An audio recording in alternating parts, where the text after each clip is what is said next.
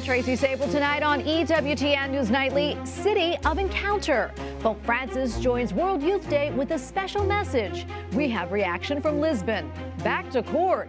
Former President Donald Trump faces another indictment. We have the latest. Military shakeup.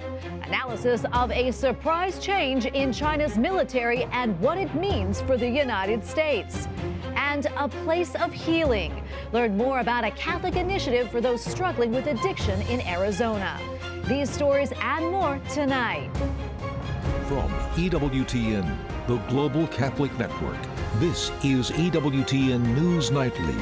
Thank you for being with us. Our top story tonight, Pope Francis has arrived in Lisbon, Portugal to take part in a global gathering of hundreds of thousands of young people. Un impulso di apertura universale. Addressing the country's government and diplomatic corps, the Holy Father shared his dreams for a more peaceful Europe. He also urged young people attending World Youth Day to inspire others to build together a better future. Soon after the arrival, EWTN News Vice President and Editorial Director Matthew Bunson spoke with Professor Daniel Arasa, Vice Director of the Media Center in Lisbon. Daniel, the Holy Father has arrived in Lisbon. Your thoughts about his arrival and the significance of this for Portugal and for the pilgrims who've gathered here? Well, finally the moment has arrived, no? And there was great expectation of this trip. In Portugal, in the first place, because we have to keep in mind that the World Youth Day had been delayed because of the COVID, of the pandemic, no? And so people were really excited in seeing the Pope and having the Pope here. So it's a great significance for the country in the first place. Also for the pilgrims, this is, I think, a renewal of hope for many young people all over the world. We saw yesterday in the first event for the World Youth Day, there was scholars, citizenships, people from all over countries, and all of them show this happiness that they will show tomorrow to the Pope in the welcoming. But I think there was also great expectations among the volunteers. Keep in mind that we have almost 25,000 volunteers, many of them working for months and even years in this. When they saw the Pope, I saw volunteers crying. So that was an example of the expectation of the trip. Yeah. Pope Francis delivered almost immediately after his arrival a speech to the civil authorities and those who influence culture here. It seemed very focused on Portugal, but his message was for Europe. What were your thoughts of this speech today? I mean, I think it was a very deep speech. He talked to Portugal, certainly, but Portugal is a country that is a frontier between Europe and the world. No? The history of Portugal is a history of discoveries, of travels, and I think the Pope was talking to a country that can be a good bridge between Europe and the world. And certainly he insisted in the idea how Europe can help to promote this culture of peace that he's really insisting on, and he made reference to the conflict in Ukraine also because of that. Yeah. He spoke in the speech about the future of Europe, about the demographic problems, but he also hit some of the key themes of his pontificate: ideological colonization, a throwaway culture. Was this classic Francis, and was there anything that was sort of a surprise to you? No, I think it was, there are the general themes that he's insisting, but certainly very applied to the situation of the moment. No? And he was speaking to a society like Portugal, which is really doing a lot regarding to the environment, etc., but at the same time is experiencing the problems that the Western societies have. So for that reason, I think the importance of insisting in the future and investing in our children is the best solution to all the other problems. Yeah. In World Youth Day, you mentioned the volunteers and everything that goes into preparing it. What has it been like to organize this from a social communication side? You're a seasoned veteran in this. Well, the good thing of the volunteers working in the social media is that we have people from all over the world, but certainly they are youth, they're very young. So certainly they have a very fresh way of communicating, very personal way, and I think that helps to transmit the experience of the faith. No? And I think the social media is helping the pilgrims that many times cannot be close to the Pope, and cannot even hear the Pope, or cannot understand the words because the Pope is speaking in Italian or in Portuguese, if it's the case. But through this social media, they will receive bits of that message and essentially the testimony of the life of the message of the Pope. Yeah. Well, I know you've got a rough couple of days ahead of you, so you're in our prayers and good luck. Thank you so much for everything and good luck to you. God bless. Back here in Washington, a scary situation today on Capitol Hill. Our own Erik Rosales was there and tells us more about it. Erik, what happened? Well, I tell you, Tracy, I just want to say, first of all, forgive me for not having my jacket on, but we were forced to leave everything behind inside the Capitol. It was just before 3 o'clock this afternoon when a man breached the security checkpoint and ran past Capitol Police. Police thought that he was armed and may have been having a mental breakdown. Okay, right now we have a situation here in the Capitol. This is video that I took just being evacuated there. Both my producer, Matt Dotchis, our photographer, Tony Pellier, and I were on the 3rd floor of the Russell building, and we were ordered by armed Capitol Police to get out. Now, the only description that they had of the suspect at the time was a large Hispanic man. And right now, Capitol Police do have everyone evacuated, and they are going room by room searching the Russell building and the rest of the Capitol complex. I have to tell you, I was a bit scared. I've never had police point rifles at me because they didn't know if I, in fact, was a suspect with that only description that they had was an Hispanic male. You know, I spoke with several longtime photographers who have made a career working in the Capitol, and they tell me that this is the first time in some 40 years something like this has ever happened. But I got to tell you, all glory to God, and we were able to get out safely. And I just want to say, may God continue to bless the Capitol Police officers. They risk their lives every day, not only protecting lawmakers, staff, the media, and visitors, but they protect themselves as well. When things go wrong inside the Capitol building, it's usually pretty bad, but thankfully everyone made it out safe. Tracy? Absolutely, Erik, and we're so glad that you all made it out safely. A really scary situation. I'm glad you're here on set with us today. Thank you so much. Well, a new indictment against former President Donald Trump. He now faces criminal charges connected to the 2020 election and the January 6th riot at the Capitol. The indictment also says there were 6 co-conspirators, and it only inflames political tensions here in Washington and across the country. We have team coverage beginning with White House Correspondent Owen Jensen. Tracy, we're here outside the U.S. District Court in Washington, D.C., where former President Donald Trump will make an appearance tomorrow. There's already a huge media presence, even though cameras are not allowed inside the court. Special counsel Jack Smith accuses former President Donald Trump of working to overturn the results of the 2020 election, including recruiting fake electors. Among the 4 felonies, conspiracy to defraud the United States and conspiracy to obstruct an official proceeding. The attack on our nation's capital on January 6, 2021, was an unprecedented assault on the seat of American democracy. As described in the indictment, it was fueled by lies.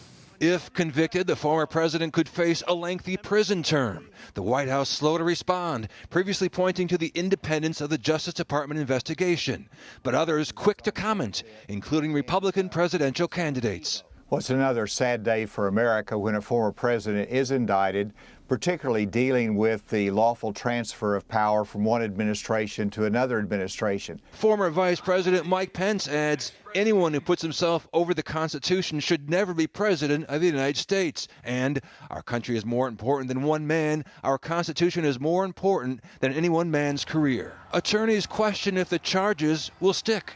Free speech does have limits, and when free speech is tied with an intent to defraud, that is criminal. But for me, it always comes back to was that speech knowingly false, or was he saying things that he believed at the time? Meanwhile, Fitch Ratings cuts the credit rating of the United States government by 1 notch, AAA to AA+. One big concern: U.S. debt. But the White House does not agree with that, writing, it defies reality to downgrade the United States at a moment when President Biden has delivered the strongest recovery of any major economy in the world. But the GOP fires off this comment. On Joe Biden's watch, and for just the 2nd time ever, the United States has been stripped of its top credit rating. Back to former President Trump. His campaign called the charges fake and asked why it took 2.5 years to bring them. Outside the U.S. District Court in the nation's capital, Owen Jensen, EWTN News Nightly. Well, even though Congress is away for the month, lawmakers on Capitol Hill swiftly reacted to the indictment of former President Trump, and as expected, it broke along party lines. Now, before the Capitol Hill breach, our Erik Rosales was working on reaction and filed this report. The House Speaker went on to say it's also an effort to distract Americans from the Hunter and Joe Biden family business investigation. Speaker McCarthy tweeted, quote, "We've recently learned Hunter received money from China, contradicting President Biden's claim. President Biden spoke with Hunter's business associates over 20 times, contradicting what Biden previously claimed. Biden's DOJ tried to secretly give Hunter broad immunity and admitted the sweetheart deal was unprecedented. Congressman Jim Jordan said, quote, "When you drain the swamp fights back. President Trump did nothing wrong." Democrats say the Justice Department made the right call. House Minority Leader Hakeem Jeffries and Senate Majority Leader Chuck Schumer issued a joint statement. Quote, "This indictment is the most serious and most consequential thus far and will stand as a stark reminder to generations of Americans that no one, including a president of the United States, is above the law." This is a sad day that an ex-president would have committed such terrible things that the Department of Justice had to bring an indictment.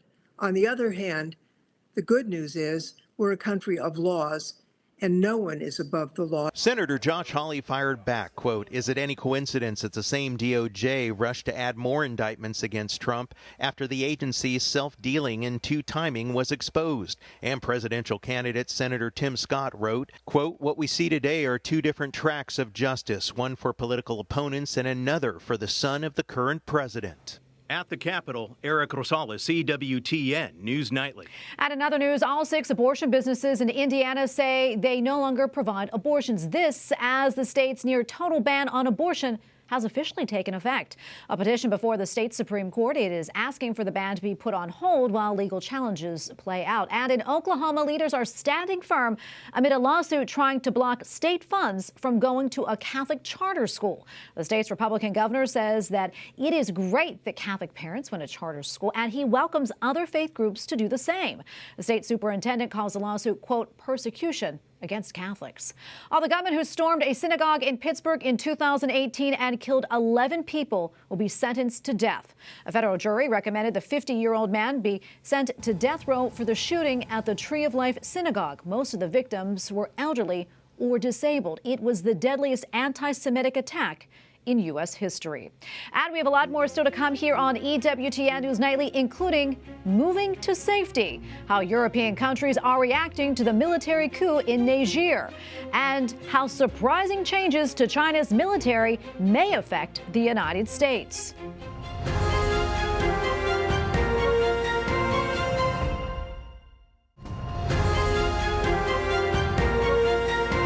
European nations are now evacuating their citizens as the military coup continues in Niger. A French military plane transporting its citizens left the capital of Niger, heading toward Paris. Thousands more Europeans are still waiting for their next plane. A West African regional body announced travel and economic sanctions against Niger if the president is not reinstated.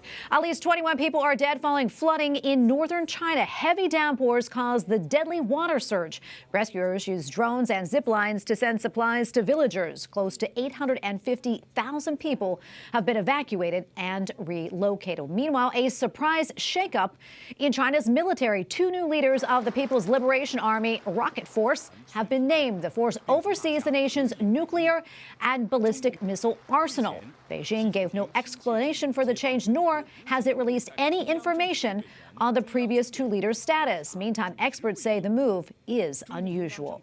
And joining us now to help us unpack this and more is Gordon Chang, author of The Coming Collapse of China and the Great U.S.-China Tech War. Gordon, always so great to see you. So what do you make of this move by the PLA, and what do you think it signals to the U.S. and Taiwan? This move is ominous, Tracy. It's really unusual that both the commander and the political commissar are replaced at the same time. Also, the replacements come from outside the rocket force. The commander comes from the Navy, the commissar from the Air Force. This looks like Xi Jinping is continuing with his purge of officers in the military who are opposed to war. And if that's indeed the case, what we have got here is Xi Jinping wanted to make sure that when he gives the order to launch ballistic missiles at the United States, that those orders will be followed. Gordon, it seems very concerning. What do you think our response to this should be, if anything? Well, we should be increasing our readiness. And we unfortunately have a senior leadership in the Pentagon and, of course, the national security establishment centered around the Oval Office that have just appeared oblivious. They do not believe the crisis in China, and there is a crisis and there are many symptoms of it, is going to affect the United States. So we are just unprepared for what can happen. Yeah, and here in Washington, the House of Representatives Select Committee on the Chinese Communist Party, they are seeking information from BlackRock and MSCI regarding client investments in Chinese companies. In particular, those companies the U.S. has actually blacklisted because of their links to China's military or because of human rights abuses. It's a story the Wall Street Journal, they first reported. Gordon, what more do you know about this? Well, the important thing here is that because of BlackRock, just billions of dollars went into China. And the problem here, Tracy, is that we Americans think that there is a military-civil distinction. But in China, all companies are tied to the Communist Party and have to follow Communist Party orders. So we should not be investing into anything. But BlackRock has clearly been at the forefront of making sure that national security concerns are not taken into account. And so, therefore, we've got to be looking at this much more closely. And Gordon, another thing I want to touch on, China's spy agency, they recently took to the social media platform WeChat, which has more than 1 billion users, in order to encourage people to join its counter-espionage work and to report suspicious activity. Gordon, what's going on here, and where do you see this going? This is going into sort of a cultural revolution type situation. The Ministry of State Security does not issue requests. It issues orders. And we know this because the 2017 National Intelligence Law requires Chinese nationals to spy if demanded. And of course, nobody in the Communist Party's top-down system can resist an order from the party. So really what we have is some more xenophobia because these are directed at foreigners. And this is China closing itself off. And we know from Chinese history that whenever this happens, Tracy, that disaster always follows for China and the Chinese people. Gordon, we have about a minute left or so, but curious what else you're following. What's on your radar right now? The Chinese economy, because clearly the Communist Party is not able to rescue that economy. Its legitimacy is tied to delivery of prosperity. And if it can't deliver prosperity, the only thing it can do is rally the Chinese people with, for instance, a war. And that ties into the changes at the rocket force. And we're going to leave it right there. Gordon, great to be with you as always. Thank you so much for your insights. Thank you, Tracy. Up next on EWTN News Nightly, protecting children, how a judge reacted to a lawsuit targeting Utah's new measure regarding the internet, plus a safe haven. Updates on a Catholic response to addiction in Phoenix, Arizona.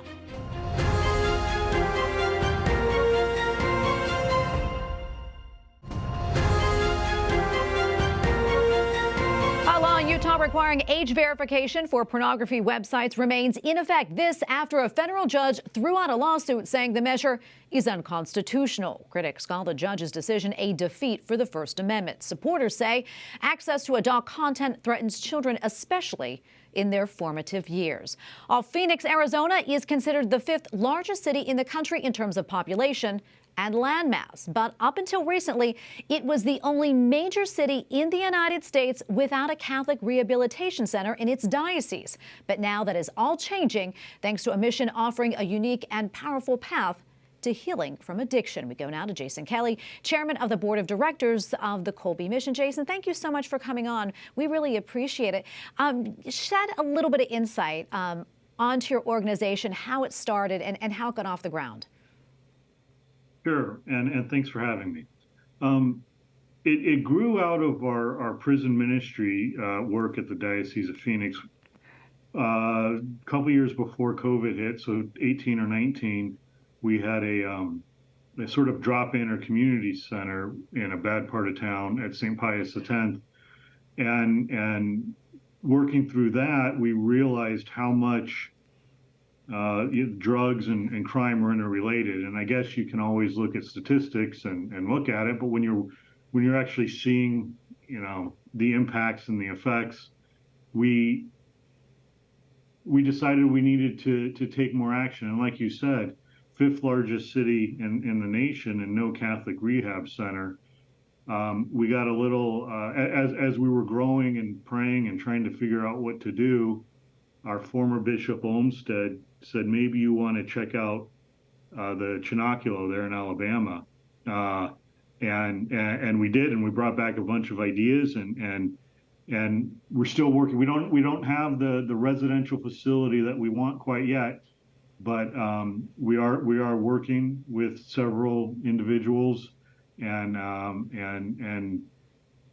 praying and hoping we get our facility off the ground in a quieter part of the state, away from all the distractions and temptations. Yeah, Jason, give us an idea how big of an issue it is there, drug addiction in Phoenix. I mean, Arizona is a border state. We talk many times about these illegal drugs coming over the border, in particular fentanyl. Tell us what you're up against in Arizona and how you want to help in that way. Well, and there's definitely the issues from the border, but there's domestic issues as well. We talk about our founder, or at least the driving force behind this, Kevin, talks about how he had a quote unquote functional addiction to marijuana back decades ago. So it's from everywhere. And we have a small group, 3 people with pornography addictions. So the problem is one of it's a spiritual problem. It really is. We have great psychologists, great counselors. We have all these resources, but our hearts are restless until they rest in God, and that's the role we look to play. But as far as the numbers go, I mean, 1 is too many, and it's heartbreaking. And we've been in national news with the homelessness and the drugs, and these people are crying for assistance, and we're trying to play our part. Yeah, and Jason, tell us about that part, about having a rehab center that's faith-based, in particular Catholic, how that's helping others. And I know, the name, St. Maximilian Kolbe. Talk about that and why, that's so important to you all and the significance there. Sure. Father, well, let me back up a second. Addiction's a prison. It really is.